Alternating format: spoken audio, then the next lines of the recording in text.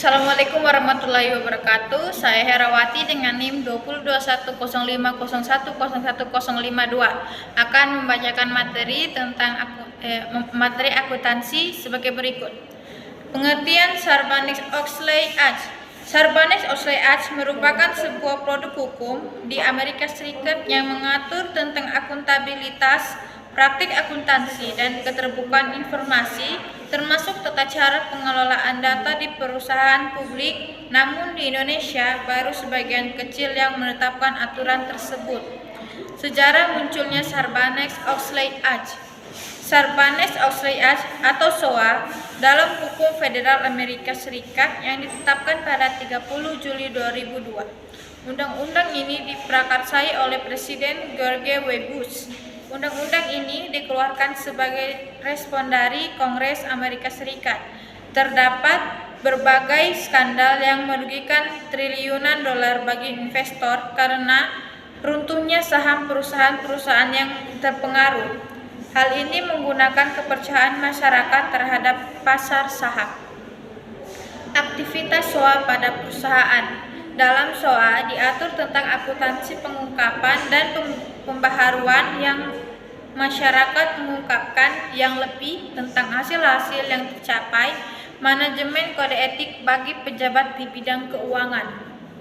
Tujuan SOA berdasarkan paparan dalam website www.saksonline.com dikatakan bahwa makna dari SOA adalah melindungi investor dengan meningkatkan akurasi keadaan perusahaan, dibuat berdasarkan undang-undang, sekuritas, dan tujuan lain. Assalamualaikum warahmatullahi wabarakatuh. Saya Herawati dengan NIM 202105010152 akan membacakan materi tentang materi akuntansi sebagai berikut. Pengertian Sarbanes-Oxley Act.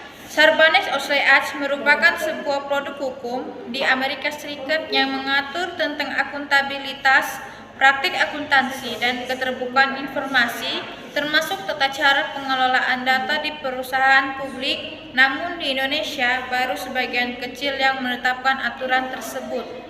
Sejarah munculnya Sarbanes-Oxley Act. Sarbanes-Oxley Act atau SOA dalam hukum federal Amerika Serikat yang ditetapkan pada 30 Juli 2002. Undang-undang ini diprakarsai oleh Presiden George W. Bush. Undang-undang ini dikeluarkan sebagai respon dari Kongres Amerika Serikat. Terdapat berbagai skandal yang merugikan triliunan dolar bagi investor karena runtuhnya saham perusahaan-perusahaan yang terpengaruh. Hal ini menggunakan kepercayaan masyarakat terhadap pasar saham. Aktivitas SOA pada perusahaan. Dalam SOA diatur tentang akuntansi pengungkapan dan pembaharuan yang masyarakat mengungkapkan yang lebih tentang hasil-hasil yang tercapai, manajemen kode etik bagi pejabat di bidang keuangan. Tujuan SOA berdasarkan paparan dalam website www.saksonline.com dikatakan bahwa makna dari SOA adalah melindungi investor dengan meningkatkan akurasi keadaan perusahaan, dibuat berdasarkan undang-undang, sekuritas, dan tujuan lain.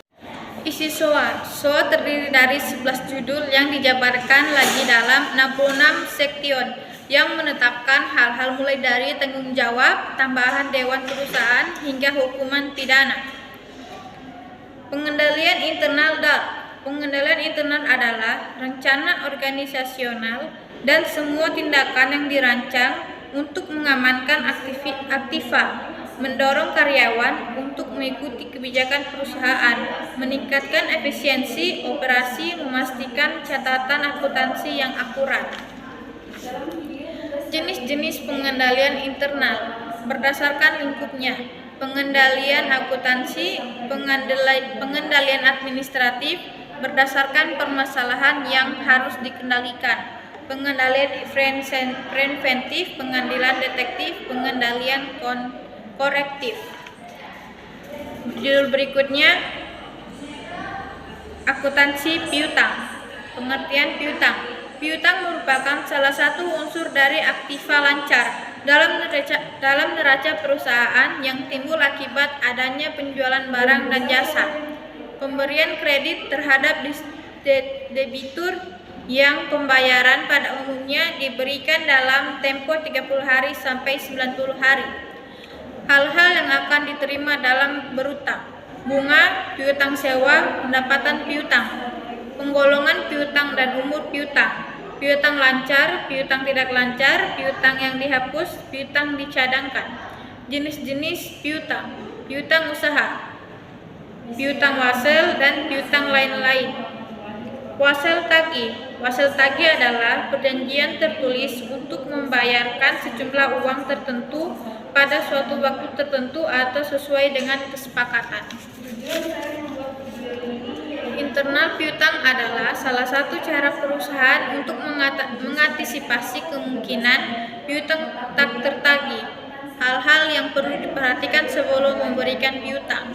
Kebijakan kredit meliputi batasan kredit, jaminan yang diperlukan, cara pembayaran, penetapan diskon, dan lain-lain. Penyelidikan kredit meliputi informasi dari pihak lain, masal bank, dan lembaga lainnya yang merupakan relasi debitur. Kecurangan dalam piutang: 1. Lapping, 2. Window dressing, 3. Penggelapan piutang. Investasi jangka pendek adalah investasi yang dapat segera dicairkan atau didanai dari kelebihan dana yang bersifat sementara. Meliputi batasan kredit, jaminan yang diperlukan, cara pembayaran, penetapan diskon, dan lain-lain. Penyelidikan kredit meliputi informasi dari pihak lain, masal bank, dan lembaga lainnya yang merupakan relasi debitur. Kecurangan dalam piutang: 1. Lapping, 2. Window dressing, 3. Penggelapan piutang. Investasi jangka pendek adalah investasi yang dapat segera dicairkan atau didanai dari kelebihan dana yang bersifat sementara yang dimiliki oleh perusahaan. Investasi jangka pendek yang bisa dicoba: 1. Deposito, 2. Reksadana, 3. Surat utang negara atau SUN, 4. Vintage peer-to-peer lending, 5. Saham. Tujuan investasi jangka pendek: memanfaatkan kelebihan cash flow untuk sementara waktu, memperoleh tambahan dana. Karakteristik investasi jangka pendek: dapat segera diperjualbelikan atau dicairkan. Investasi tersebut ditujukan dalam rangka memanajemen kas berisiko rendah. Selanjutnya, akuntansi aset tetap. Aset tetap adalah aset berwujud yang digunakan dalam operasi perusahaan dan tidak dimaksudkan untuk dijual dalam rangka kegiatan normal perusahaan. Karakteristik aset tetap sebagai berikut: 1. Dimiliki perusahaan untuk digunakan, bukan barang dagang.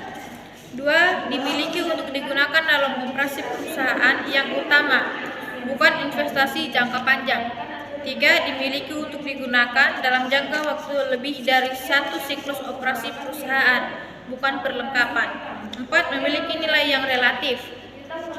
Klarifikasi aset tetap, yaitu tanah, yaitu tempat berdirinya perusahaan. Perbaikan tanah, seperti jalan di sekitar perusahaan, tempat parkir, saluran air bawah tanah, dan pagar. Gedung, seperti yang digunakan untuk kantor atau pabrik. 4. Peralatan seperti peralatan kantor atau pabrik, mesin, dan kendaraan. Penentuan harga perolehan aset tetap. Aset tetap yang umurnya tidak terbatas, seperti tanah untuk lokasi perusahaan, pertanian, dan peternakan. Aset tetap yang umurnya terbatas dan apabila sudah habis masa penggunaannya bisa diganti dengan aset sejenisnya, misalnya gedung dan peralatan. Aset tetap yang umurnya terbatas dan apabila sudah habis masa penggunaannya tidak dapat diganti. Pengeluaran modal dan pendapatan. Aset tetap dibagi menjadi dua, yaitu pengeluaran modal merupakan pengeluaran untuk memperoleh suatu manfaat akuntansi dan akan dicatat dalam rekening aset. 2. Pengeluaran pendapatan merupakan pengeluaran untuk memperoleh suatu manfaat yang hanya dirasakan dalam periode akuntansi yang bersangkutan dan dicatat dalam rekening biaya. Cara-cara memperoleh aset tetap: pembelian tunai, pembelian ansuran, ditukar dengan surat-surat berharga, ditukar dengan aset tetap yang lain, diperoleh dari hadiah atau donasi, pertukaran aset tetap yang tidak sejenis, pertukaran aset tetap yang sejenis, aset yang dibuat sendiri. Konsep aset tetap menurut Pernyataan Standar Akuntansi Keuangan atau PSAK nomor 16, aset tetap adalah aset berwujud yang memenuhi kriteria sebagai berikut. Masa manfaatnya lebih dari 1 tahun, digunakan dalam kegiatan perusahaan, dimiliki tidak untuk dijual kembali dalam kegiatan normal perusahaan, serta nilainya cukup besar. Biaya perolehan: semua biaya yang terjadi untuk memperoleh suatu aset tetap sampai tiba tempat dan siap digunakan harus dimasukkan sebagai dari harga peroleh aset yang bersangkutan. Akuntansi perusahaan aset tetap: semuanya jenis aset tetap kecuali tanah akan menjadi berkurang kemampuannya untuk memberikan jasa bersamaan dengan berlakunya waktu. Faktor-faktor yang mempengaruhi besarnya penyusutan yaitu nilai aset tetap yang digunakan dalam perhitungan penyusutan dapat berupa perolehan atau nilai buku. Tafsiran manfaat mencerminkan besarnya kapasitas atau manfaat aset tetap selama dipakai. Pengakuan aset tetap: fungsi pembelian, bertanggung jawab terhadap proses pembelian aset tetap yang dibutuhkan oleh perusahaan, dimulai dari jenis aset tetap, spekulasi teknis aset tetap, harga beli aset tetap, biaya-biaya lain yang mungkin muncul sampai aset tetap tersebut siap digunakan. Fungsi akuntansi: bertanggung jawab terhadap pencatatan transaksi pembelian aset tetap, mulai dari aset tetapnya sampai dapat ditentukannya biaya perolehan aktiva tetap yang bersangkutan. Akuntansi aset tidak berwujud. Pengertian aset tidak berwujud adalah aset-aset yang umumnya lebih dari satu periode akuntansi dan tidak memiliki wujud fisik. Aset tidak berwujud mencerminkan hak-hak istimewa yang menguntungkan perusahaan dalam menghasilkan pendapatan. Dengan kata lain, aktiva tidak berwujud dalam pengertian akuntansi adalah aset yang diperoleh atau dibeli dari pihak lain, memberikan hak-hak mutlak dan istimewa kepada perusahaan, memberikan manfaat dan digunakan dalam operasi normal perusahaan, mempunyai masa kegunaan relatif permanen atau lebih dari satu periode akuntansi. Aset tidak berwujud mungkin timbul dari 1. Pemerintah, 2. Perusahaan lain, 3. Perjanjian tertentu. Kriteria aset tak berwujud yaitu tidak memiliki wujud fisik, ketergantungan pada aset lain, tidak dapat ditransfer tanpa menggunakan jalannya operasi perusahaan. Pengelompokan aset tak berwujud: 1.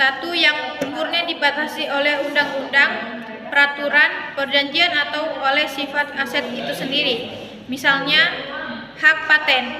2.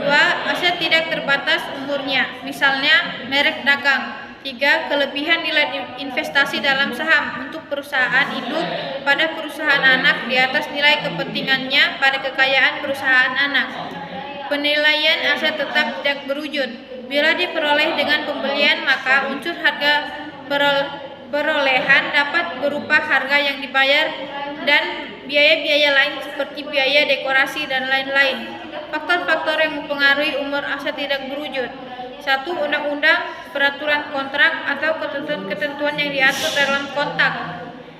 2. Ketentuan dan syarat untuk memperbarui atau memperpanjang penggunaan yang diatur dalam kontrak. 3. Pengaturan persaingan permintaan, ketinggalan zaman, dan faktor ekonomis lainnya.